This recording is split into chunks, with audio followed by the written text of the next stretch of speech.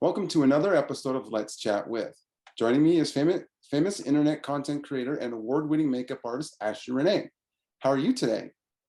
I am doing good. Yeah, I haven't really done too much today, but it's always nice to, take a break in the mornings and just let yourself relax every once in a while. So how are you handling the pandemic? I have loved it. I know that sounds really bad, but prior to the pandemic, I was living in New Zealand and then I came home in the November before the pandemic started. And during that time I was pretty out there. I was definitely going to a lot of social events and everything. I was hanging out with people at least 5 to 6 times a week. So when the pandemic hit and I kind of had to turn that part of myself off, it actually allowed me to do the whole social media thing, because now I had this extra time on my hands and it was still a way for me to connect with the public. And yeah, if it weren't for the pandemic, I don't think I would have joined TikTok. So you're an internet content creator. For those who know, Yes. for those who don't know what it is, can you explain? Yeah, so it's pretty much I make content on multiple platforms. So instead of just being a TikToker or an Instagrammer or whatever, I do TikTok, Instagram, I'm getting into YouTube. And I know there's that stigma behind the whole OnlyFans thing, but what I did was, because I built my brand around me being funny and charismatic versus building a brand around my aesthetic and my looks, I was able to monetize on it. So you know how fitness influencers will post bikini pics and stuff for free on their Instagram? I was like, no, I'm not gonna post that shit for free. So then I posted it to OnlyFans, and that's literally how I'm able to fund being a full-time content creator, since most companies don't pay Canadians anything. We're not allowed in the TikTok creator fund or anything. So yeah, so it's a matter of running all of those platforms plus running my Twitter, which I'm pretty bad at, but I'm trying to get better. I'm writing some courses on how to grow on social media. Plus I'm an artist, so I do design and everything. So I have a merch line that's going to be coming out, which it's just there's so much going on, but it's really fun. I love it. Why did you become a content creator? So I've always wanted to do content.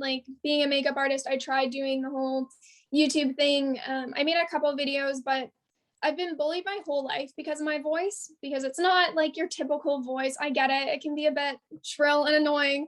So I just knew that I didn't have the mental capacity to be able to put myself out there and be okay with the criticisms. But now that I've grown as a person, and I realized just because I don't like my voice, that doesn't mean shit, because unfortunately this is the voice that when I'm talking to someone one-on-one, this is the same thing that they hear. So then I was fuck it, I'll just make some videos. But the thing that was my catalyst to actually starting on TikTok was I went on a date with a guy and I kept telling him how much I love talking to my Google Home, and he was just being a sarcastic dick, and he was like, you should start making videos. And I was like, you're right. I was like, I should start making videos. And so I started making TikToks about me asking my Google weird things. And that's history. That's where it all started. What's the process for when you're creating your videos and doing your content? There isn't. I just make stuff that makes me happy. So that's why my Instagram feed doesn't look like a typical Instagram feed when it comes to people that are growing, where I don't have that simple aesthetic where it's all the pictures match and look good together. I break mine up with fun facts and dad jokes, because those are two things that just really make me happy in life. I love learning new things and I love shitty jokes. So for me, when I make my content, I make content that I would prefer to consume, and then hopefully I attract people that are like-minded and want to consume the same stuff. And yeah, so when I'm making content, I just make stuff that I enjoy watching. If I wouldn't go back and rewatch my video, then I won't post that video, because why would I put content out there that I don't even like, In a bunch of your videos, you do the dad jokes, which I love, but why the dad jokes? I've always loved dad jokes. I feel it's just the simplest form of comedy. And if people don't like dad jokes, I just don't know if I can trust them, because it's dumb comedy. It's the shit that you were told as a kid that you loved growing, running around on the playground and telling all of your friends these stupid jokes that you heard. And I loved bringing that into my adult life, because just because I'm not a man or a dad or whatever doesn't mean I can't enjoy simple comedy. Like, I don't think all comedy needs to be so complex. It doesn't have to be a stand-up comedian all the freaking time. Like, dumb jokes make people happy. In some of your videos, you go after the comment trolls, like you did on Instagram on September 6th, where you went after somebody who commented on the way you look. Why is it necessary to do that? I try sometimes. I'm a very sassy person, so sometimes I gotta do it for my soul, where I go after them. But I try sometimes either just deleting the comments that I just think are stupid and irrelevant. Like if someone's like, "You have the face of a dog," then I just be like, that comment is so dumb that I'm just gonna comment okay, or okie dokie, or cool, all right. Like, I just want them to know that I've seen the comment and that I don't actually give a fuck. But then there are the people that choose to be absolute dickheads, and they'll comment something that's just like so outrageous, or like if someone else was reading it, that could be so detrimental to their mental health. I'm lucky that I've done a lot of mental development for myself, where like these comments don't get to me. But I know that like 16-year-old Ashley was bullied to the point that like I tried killing myself. And I never want to allow that kind of negativity in my corner of the internet, because these are my people. Like, I need to protect them as well.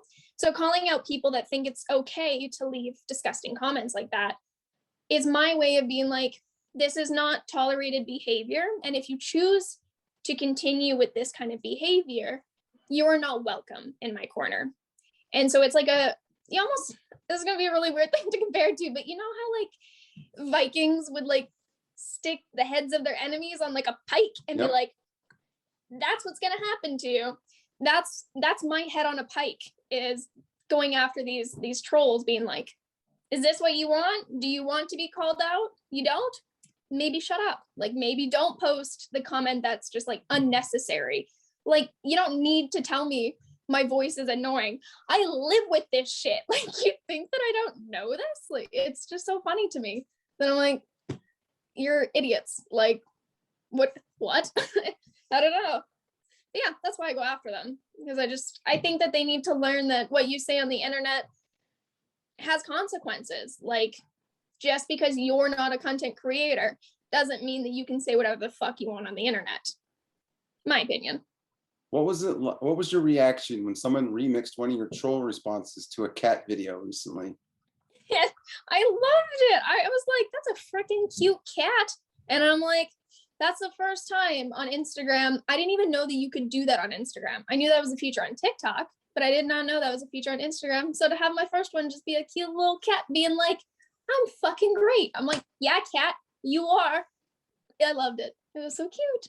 What's it like talking about your life, personal life, on YouTube, on the video sites and stuff? Yeah, I mean, for some people, they like to live a private life. So obviously this kind of shit would make them uncomfortable. Also, I apologize for swearing, but this is just who I am as a person. That's okay. But for me, I've always been an open book, because obviously, like I said, I was bullied.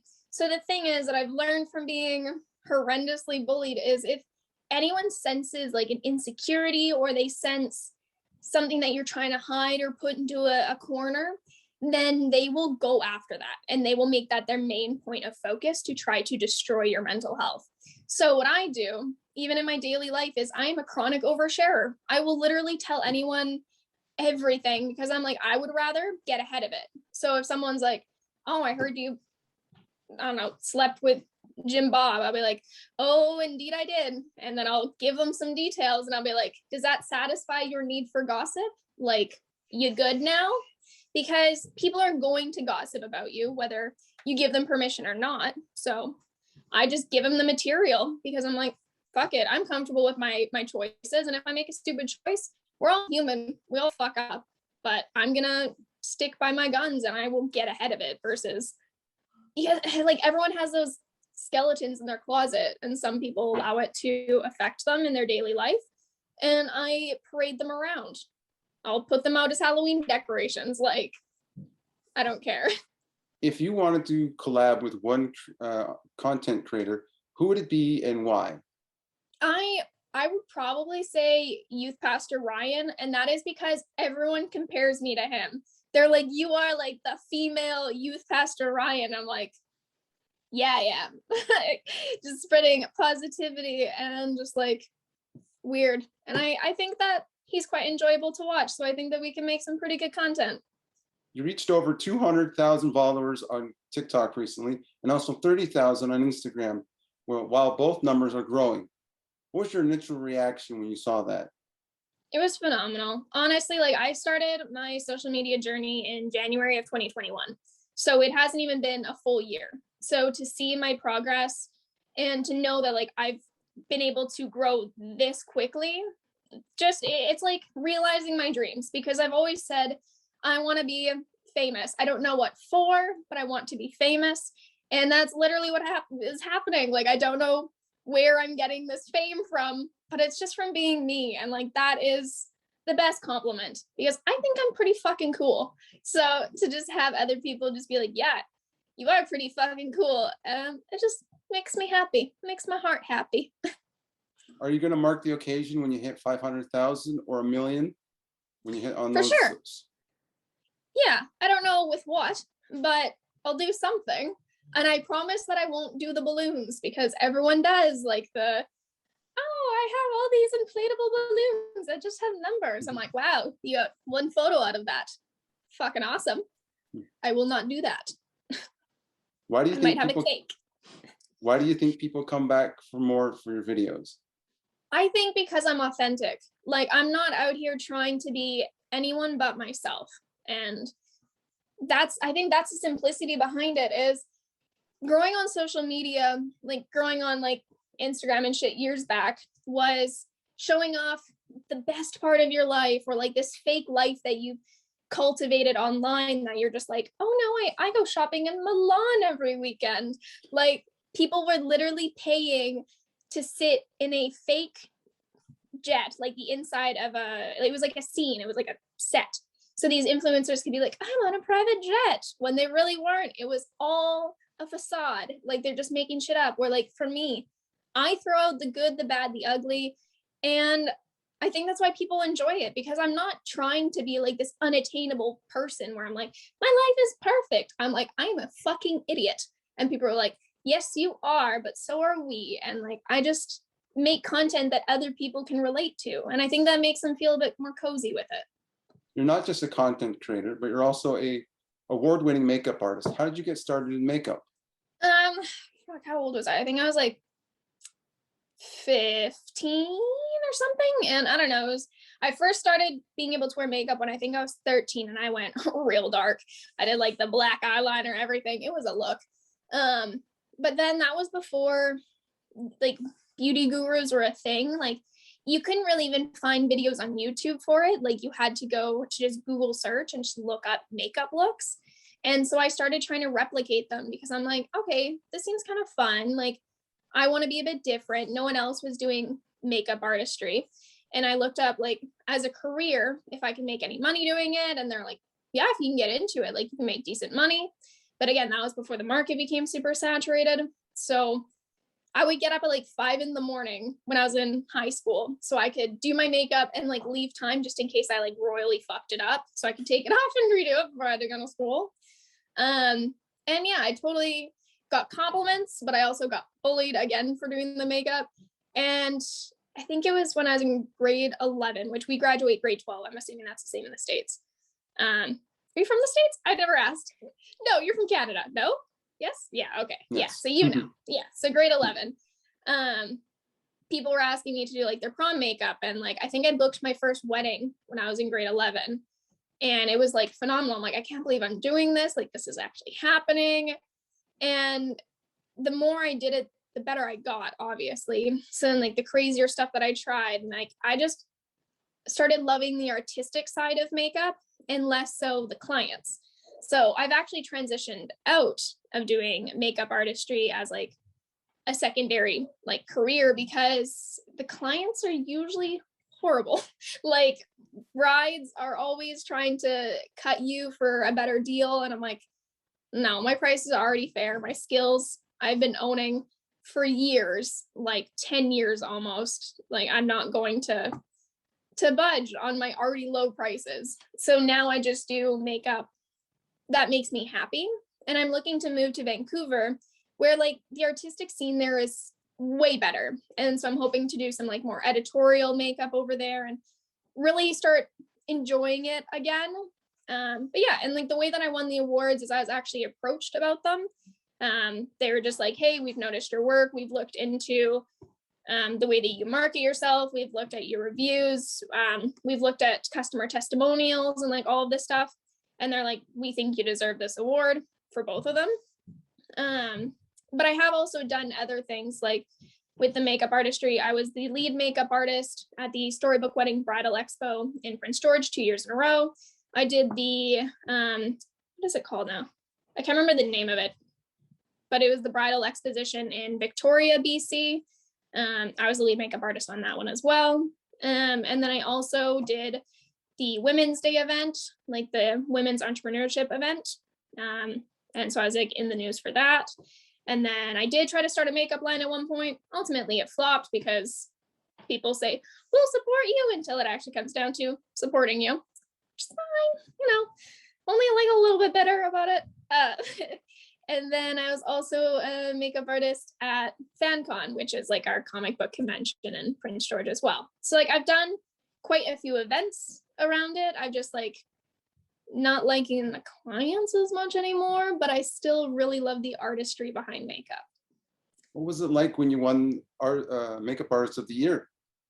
It felt good, honestly. Like the first one that I won was Best Makeup Artist in Prince George. So I was like, yeah, okay, whatever. I mean, there's like 30 of us. I was like, yay. But then when I won Best Makeup Artist in BC, I was like, that's a freaking goal, because like I beat out Vancouver makeup artists. Like I beat out makeup artists that like are probably better than me. But I mean, they look at it as like an overall package. Like it's not just about your skill or your clients or whatever. It's like how you pulled yourself together and how you appear in the world of artistry as well. So it wasn't just like, yeah, you're the most talented. It's like you are the most well-rounded makeup artist in British Columbia, which felt really good. Would you ever consider going on any of those shows like Face Off, Glow, Skin, all those ones? Those I don't know makeup if shows? my like I don't know, because I don't know if my anxiety could handle it. I think like I get quite panicky, and I also have tremors. So like I think they're okay right now, but like this is like my regular state. So for me, like that gets worse with anxiety. So if I'm like under immense pressure, I don't know if I could pull a straight line to be able to like do well in these competitions, but I love watching them, and like I really appreciate the artistry of them. But I think I would be more okay with doing like the glow up one, like the one where they do more beauty and editorial makeup versus like the special effects, because I'm not classically trained in special effects. I like dabble in it. I'll piss around and do like body painting and like using the putty to manipulate my bone structure, but I wouldn't go as far to say that I could create a full character out of just like prosthetics and like body structuring. I would have to practice it before I feel comfortable doing that for sure. On your YouTube page, you've done a makeup tutorial. Firstly, will we see more videos there? And secondly, Yes. will they be tutorials? Potentially, yeah. So like the one I am going to be posting soon, I just needed to figure out, I don't know how to use the mixing board, so I'm like trying to edit them, but obviously my voice is a little bit sharp. So I'm like, I need to bring that down so I like don't break people's eardrums when they're listening to me, because I put my lapel mic on, which was a little bit louder than anticipated. But yeah, so the two videos that I've filmed, I don't know if we'll use the second one because it was like how I was doing my space buns, but I haven't watched it back, so I don't know if it's actually good. But the first one was how to get my hair like this, because everyone for some reason is in love with this mess on my head. So I was like, I'll give you a tutorial on how I do it. But yeah, so some of the content that I'll put out there is going to be tutorial stuff. Some of it is going to be in relation to like how to grow your social media. And I'll probably do like my review on shit. I'll just be like, yeah, this water, so good. I don't fucking know. I just want to put out content that people enjoy. And like, I feel like half the fucking time, it doesn't matter what content I put out. I think people just enjoy it because it's me. So I'm just gonna play around with that idea, just see what I can get away with. With regards to makeup, you have some fascinating tattoos that you have shown in your videos. Can you tell me about them and how long did they take? Yeah, so I have 7 tattoos, I think. So my first one was on my shoulder. I don't think you guys get to see that one quite often, but it's a dragon and a phoenix. That one was my first, and I got that when I was what was it, fresh 18, like I was almost 18 when I got it. I was still in high school, so I was like one of the only kids in high school that had a tattoo, especially that big. But that one took 4 hours. And then I have the Death Star, which took 4 hours. The Enterprise took 3.5 hours. The TIE Fighters took just over 3.5 hours. I have one on my ankle that I drew, which is like a lock with some roses, and my mom has the key. I know, so cute. She wanted me to draw some tattoos for us, and we got them done in Vegas. So that was my mother's idea. But that one took, I think it was about 2 hours, 2.5 hours, something like that. My collarbone took like 7 minutes. And oh, this one I got in New Zealand. This one took like, I think it was 2.5 hours. I think that's all my tattoos. But yeah, I mean, like this one doesn't necessarily have any meaning. It's just like the world map and a compass because I like traveling, and I thought that was cool. I always kind of wanted that. Obviously, Star Wars and Star Trek is just because I like Star Wars and Star Trek. The dragon and the phoenix was a symbolization, so it was my first one. So I was like, I guess your first one should have meaning. So it just symbolizes like death and rebirth, because then for every like negative thing that happens in your life, there's always going to be like a lighter counterpart. That's how I looked at it. The ankle was like, again, I have the lock, my mother has the key, and then we each have 3 roses to symbolize like the other members of our family. So my dad, my sister, and then me and her just swapped, obviously. This one says family before all else in Elven script from Lord of the Rings. So that's just like my white girl tattoo, but it's in disguise, so you don't know. And yeah, I think those are pretty much all my tattoos. Star Trek, Star Wars, and Elvish have big fandoms. Is there anything that you consider a guilty pleasure that others would find weird? That's hard because like I have friends that are like, why the fuck do you watch anime? And I'm like, because I love it. But I think my guilty pleasures in the anime world, that even some people in anime are like, that's weird. I love sports animes. Like I don't like watching sports in general. Like I'm not like, people are like, oh, Sunday Night Football. I'm like, what? Not my thing. But even like I don't watch hockey or follow sports. I don't watch the Olympics or anything. Like if I'm gonna be forced to watch something sporty on television, I'd much rather be curling if it was like the Norwegian team, because they have really fun pants. Yes, they do. Yeah. But like I'll go to a live sporting event, but it's not something that I find enjoyment watching on TV. But give me like an anime about sports. Like I've watched a baseball one, I've watched Haikyuu or whatever, the volleyball one. I've watched Kuroko's basketball. I love how heavy are the dumbbells you lift, which is like them working out and stuff. And I'm like, fuck yeah, let me watch an anime about people working out.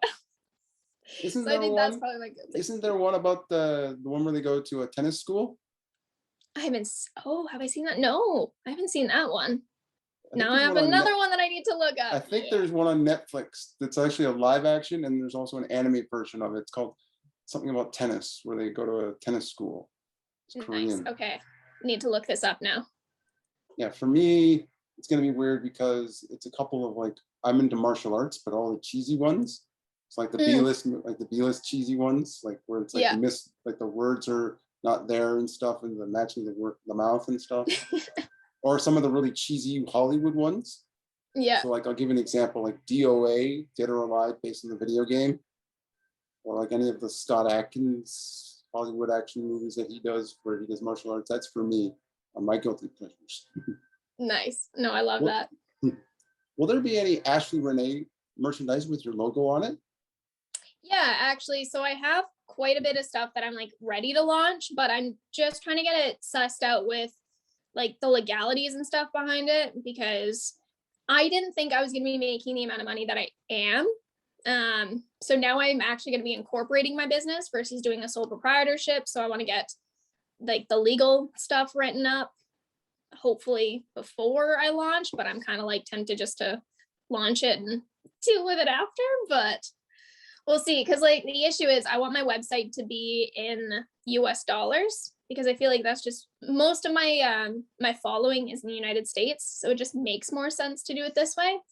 But because of that, it has to be deposited into a USD bank account. So like I need to get that part of it set up. So I'm like, I don't really want to get that set up under my personal finances if I'm going to have to incorporate anyway. So it is on its way to being launched. There's just the freaking legal stuff that I need to suss out first. Would that be based on like viewership and analytics and stuff like that because you're going to put the money into US dollars? Yeah. So looking at like my viewership, it's like I think it's like over 50% are from the US and it's only like 32% Canadian or something. And then on my Instagram, I think it's 97% male. And I think on my TikTok, it's like 94% male or something like that. So I know what I need to play to. So I'm not making like my designs super girly. Like I'm making them pretty unisex.